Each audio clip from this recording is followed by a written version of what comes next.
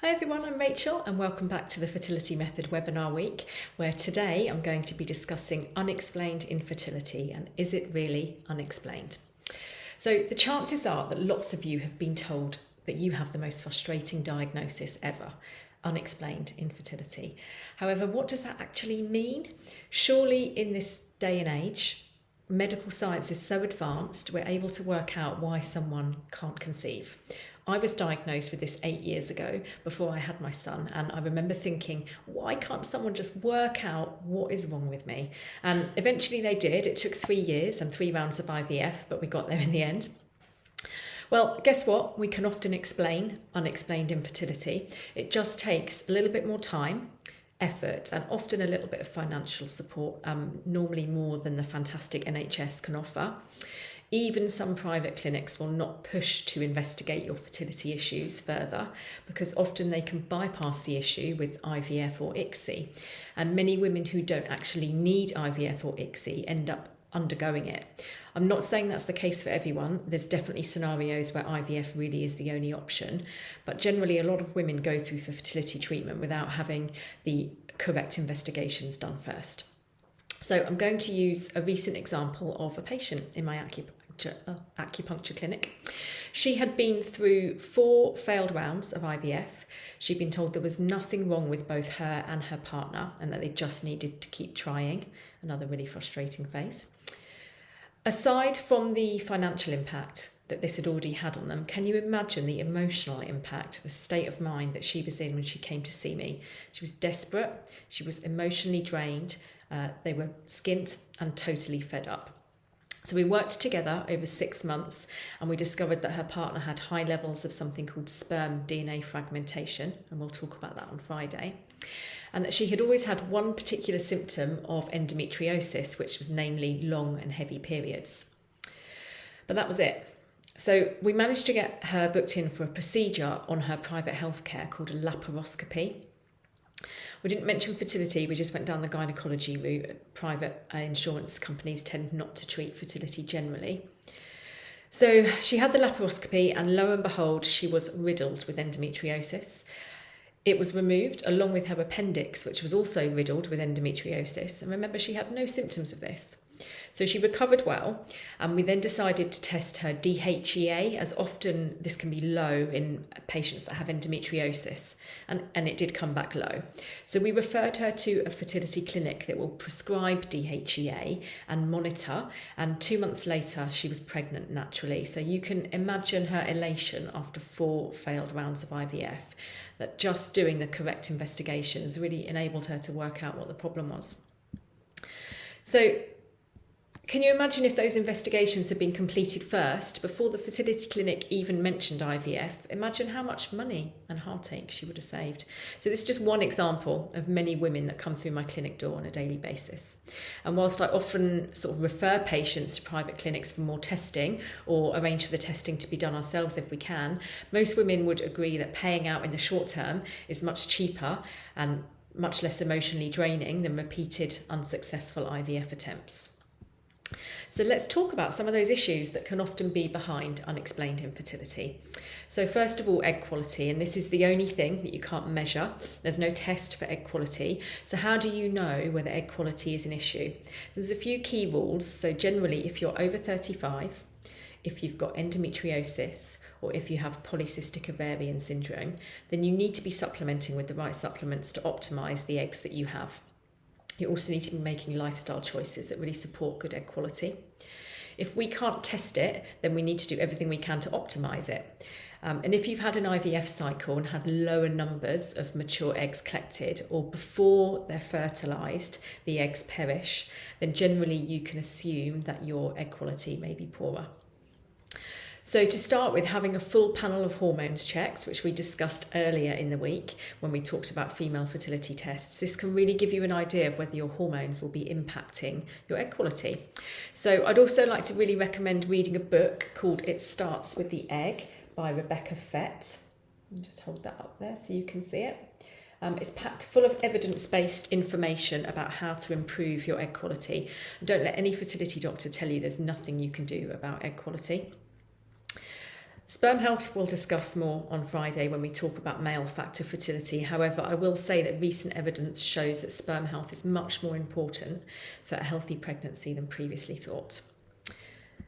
Undiagnosed conditions. So the example I gave above, have all the necessary checks been completed for what are really some quite common conditions, such as endometriosis? I mean, endo affects 1 in 10 women of childbearing age, so I think that's quite a high stat. It's more common than you think.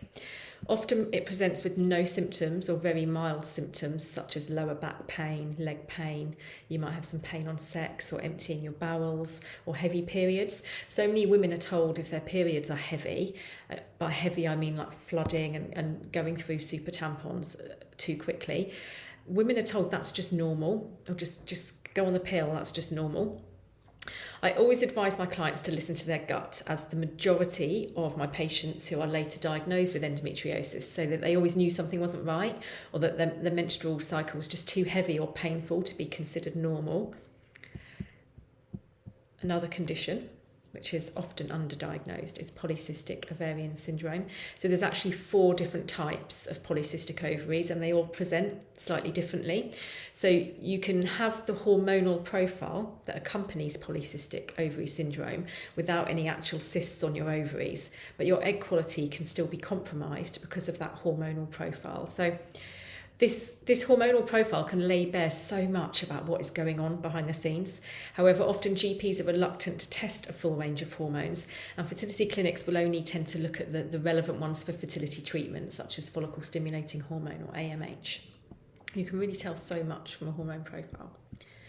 So lots of unexplained infertility, it's also down to your immune system. It has an immunological component, and this is actually what happened to me. So it's often referred to as having highly activated NK cells.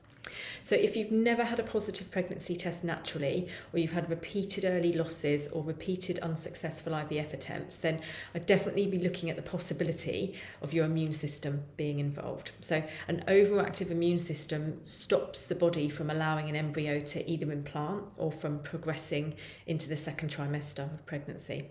So it can be triggered by pregnancy as well. So it shouldn't be ruled out in secondary infertility. In fact, lots of my clients who have been diagnosed with NK cells are actually secondary infertility patients, if I think about it. I'm not going to talk too much in detail about NK cells because it's quite a big topic. However, if you go to the link in our Instagram bio, you'll find a webinar that I've saved where I discuss NK cells in much more detail. And I'd also recommend this book called Is Your Body Baby Friendly by Alan Beer. It's a really good one. It talks not just about NK cells, but all about the immune system and fertility and unexplained infertility. There's a few more sort of less common conditions. So things like blood clotting disorders. So you've got factor V Leiden or prothrombin gene mutation. So these are hereditary blood clotting disorders. You've got undiagnosed thyroid conditions such as Hashimoto's, which is an autoimmune condition. You've got uterine issues such as something called adenomyosis or Asherman's syndrome. Asherman's relates to scar tissue within the uterus, often after a D&C. So these are all examples of other things that can cause unexplained infertility, but they're just not routinely tested. So I really do believe there's no such thing as unexplained infertility. It just takes time, effort, and often some extra finances. But it's possible to get to the bottom of things, and this is what we do at the Fertility Method. So we work with couples on a bespoke plan. This involves like a full consultation where we go through your fertility journey, your health and your lifestyle, and we do that with a fine-tooth comb. So we leave no stone unturned. We go in deep. So this enables us to work out what the most likely cause of your fertility struggles are. It could be more than one thing, and quite often it is more than one thing, but we would then send you a full written follow-up with the details about areas we think need further investigation. So do you need any further tests? Do you need any referrals? We look at supplements for the both of you, so any necessary help and support with lifestyle changes, and then we would work with you for 3 months to support you through that process of getting to the bottom of things. So this is in the format of like follow-up video calls. You have full email access to us to send over any test results or ask any questions, or just if you want someone to talk to for some support. Quite often it's hard to have confidence in doing the right thing on your fertility journey. Fertility issues have such a big impact on your confidence anyway. I think it makes you question your decisions a lot. And it's good to have that support there and someone to run things over with.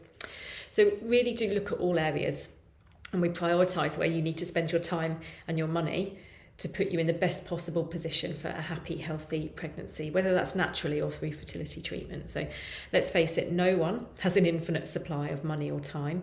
And when you're trying to conceive, it's really hard to see the wood for the trees, and you end up spending lots on things that you don't necessarily need to spend on. Fertility is really not a one size fits all. So our bespoke plan is exactly that. It's bespoke to you, your hormonal profile, your case history and your health. So no one person will have the same plan. So if you have any questions or you want to get in touch or work with us, then have a chat. Sometimes it's just nice to have a chat before you make any sorts of commitments. Then do get in touch, and you can do that by booking one of our discovery calls. I'll pop the link below, and it's also in our Instagram bio. So thanks for listening. I hope you found that helpful, and I look forward to speaking to you on Friday, where we're going to be delving into male factor fertility, another really interesting topic. We'll see you then.